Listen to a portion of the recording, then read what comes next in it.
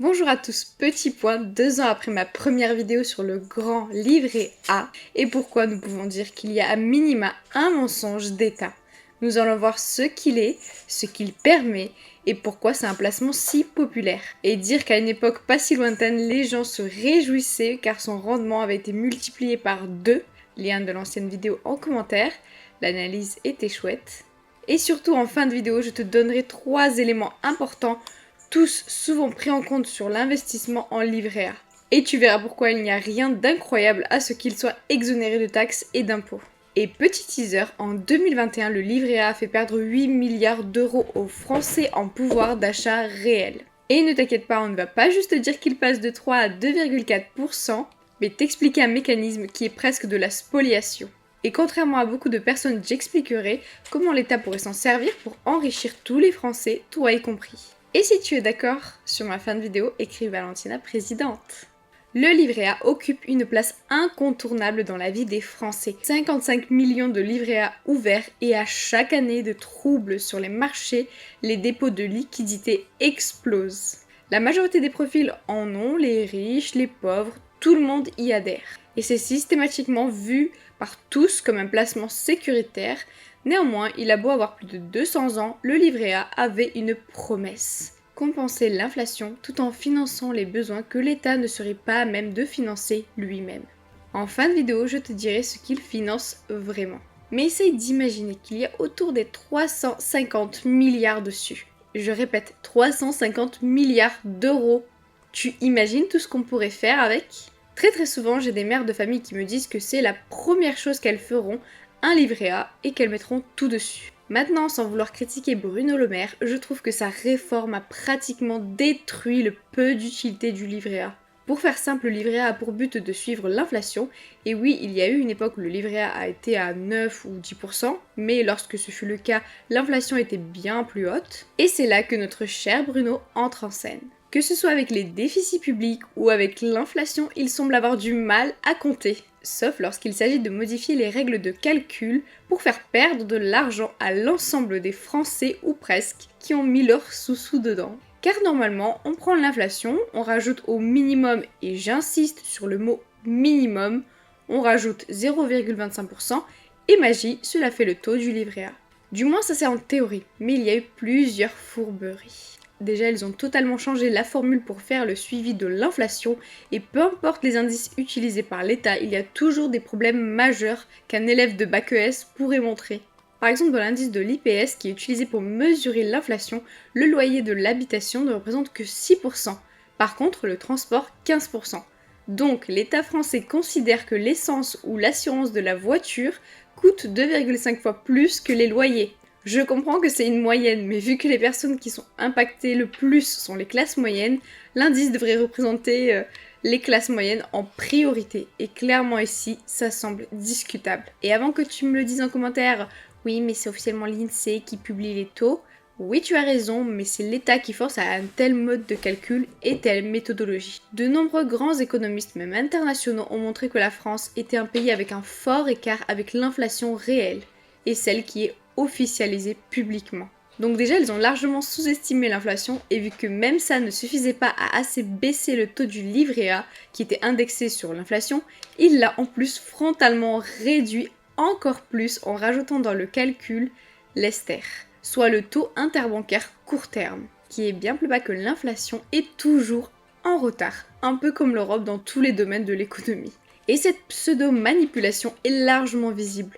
Puis comme tu l'as remarqué dans ton porte-monnaie, l'inflation en 2022 et 2023 n'a pas du tout été de 3% par an, mais selon l'État de 5,2%. Puis après ce choc, 4,9% en plus, et en face, le livret A n'était qu'à 3%, à son plus haut. Que ce soit l'énergie ou l'alimentation, je pense qu'on est largement au double de l'inflation annoncée, voire plus, mais imaginons que ce n'est pas le cas.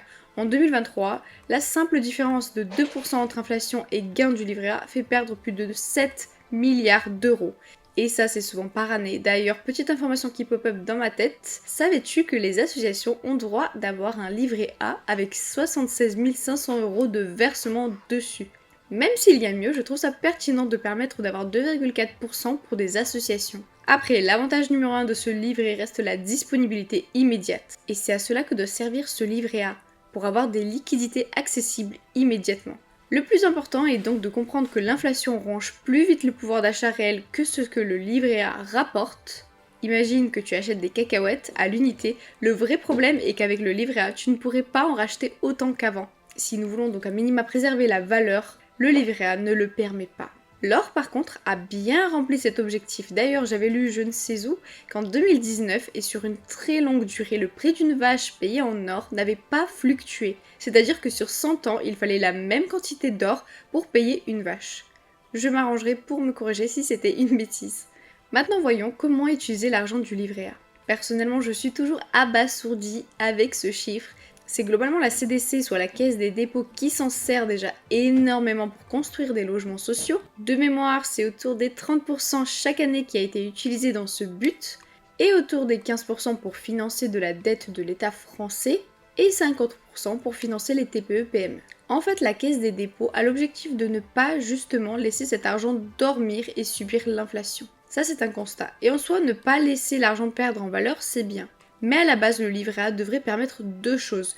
Ne pas subir l'inflation et permettre à l'État de mener certains projets dont il n'aurait pas forcément la trésorerie pour. Oui, je sais, on emploie rarement le terme de trésorerie pour un État, mais je trouve que c'est le meilleur terme vu comme l'Europe et d'autres ont leur mot à dire dessus. Et plutôt que de s'en servir pour renationaliser les autoroutes que nos parents ont payées avec des hausses d'impôts ou financer les constructions des EPR dont l'électricité nous coûte déjà très cher, on préfère faire financer une partie de la construction de ces EPR par des financeurs privés et j'assure que dans certains cas, on leur garantit jusqu'à 7% par an.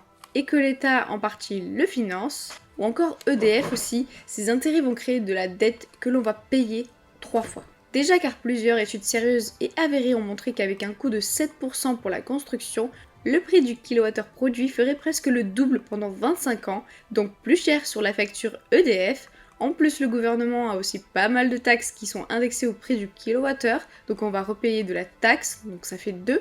Et vu que tout le monde perdra de l'argent et on aura moins pour consommer, ils vont créer des taxes stupides ou impôts que l'on payera absolument tous, alors que ces EPR qui seraient davantage financés par le livret A baisseraient la facture pour tous. On n'aurait plus à acheter de l'électricité hyper chère comme ce fut le cas en 2022 et on se préparerait à l'énorme augmentation de consommation d'électricité que la France va avoir. Entre la voiture électrique, l'explosion de l'IA et même l'énorme surconsommation de la 5G et bientôt la 6 ou encore la Wi-Fi 7. D'ailleurs en France, on a une fausse 5G. C'est un thème super intéressant alors qu'on a déjà des pays qui se préparent à déployer la 6G. Si l'électricité coûte moins cher, cela aiderait en priorité les classes moyennes, puis l'industrie. Et dis donc, 2024 et 2025 ne devaient pas être l'année de la réindustrialisation? J'ai un petit texte écrit là-dessus si ça vous intéresse d'en faire une vidéo. Et là, on faisait le point que sur l'électricité, le livret A pourrait être utilisé pour des placements utiles, même à 3% pour beaucoup de choses d'intérêt public, qui en plus ferait gagner des sous à l'État vu qu'il n'aurait plus à dépenser de nos impôts pour en plus mal le faire. Bref, comme dit il y a 2 ans, le livret A c'est l'épargne qui doit être immédiatement disponible et l'épargne de précaution, mais cela ne sauve pas contre l'inflation. N'oublie jamais que la meilleure manière d'investir c'est de ne jamais cesser d'apprendre et je te dis à très vite.